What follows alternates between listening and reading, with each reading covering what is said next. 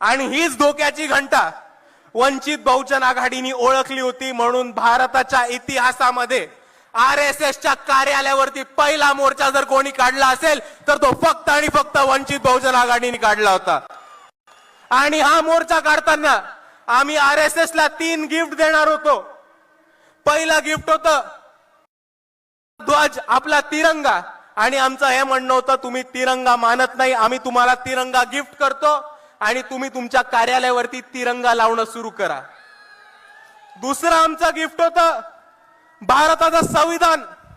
आणि आमचं हे म्हणणं होतं की तुम्ही भारताचं संविधान म्हणत नाही, आम्ही आमच्या वतीने तुम्हाला एक संविधानाची प्रत देतो. तुम्ही ते संविधान वाचा, समजा आणि संविधानाच्या हिशोबाने चालत राहा. हा आमचा दुसरा त्यांना गिफ्ट होता. आणि नोंदणी नसलेल्या ह्या संघटनेला आमचं तिसरं गिफ्ट होतं पब्लिक रजिस्ट्रेशन ऍक्ट.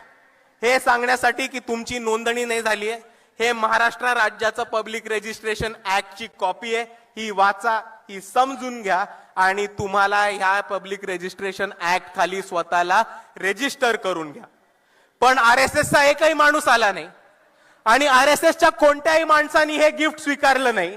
आणि त्याच्यावरनं आम्हाला हे साफ झालं की आरएसएस नोंदणी करायला नकार देते, आरएसएस तिरंगा लावायला नाही देते आणि आरएसएस संविधान वाचायला आणि संविधान मानायला नकार देते. आणि जे संघटना या देशामध्ये संविधान मानत नाहीत, स्वतःला रजिस्ट्रेशन करत नाहीत आणि स्वतःला तिरंगा फडकवण्याची हिंमत करत नाहीत, त्याला आम्ही दहशतवादी आणि टेररिस्ट ऑर्गनायझेशनच म्हणणार. आणि आपला जो मोर्चा झाला होता, आपल्या मोर्चा धास्ती आरएसएसनी घेतलीये. आपल्या मोर्चाची धास्ती बरोबर आरएसएसनी घेतलीये. नाव घेतलं नाही आपलं, बहुतेक घाबरत असतील, नाव घेतलं नाही आपलं, पण मोहन भागवतांनी बरोबर उत्तर दिलं आपल्याला. आणि ते काय म्हणाले की आमची नोंदणी ही आमची स्थापना ही ब्रिटिश काळामध्ये झाली होती, म्हणून भारत स्वातंत्र्य झाल्यानंतर आम्हाला परत नोंदणी करायची गरज नाही. आणि जर मोहन भागवतांना असं वाटत असेल तर त्यांना मला एकच गोष्ट सांगायची आहे की जर तुमची स्थापना ब्रिटिशांच्या काळी झाली होती आणि भारत स्वतंत्र देश झाल्यानंतर संविधान लागू झाल्यानंतर तुम्हाला स्वतःची नोंदणी करायची नव्हती, तर मग या देशात थांबलात कशाला? ब्रिटिशांबरोबरच निघून जायचं होतं ना.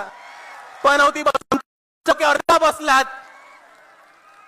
आणि म्हणून मी आरएसएस ला एकच गोष्ट सांगतो कि इस देश में रहना होगा तो संविधान मानना होगा.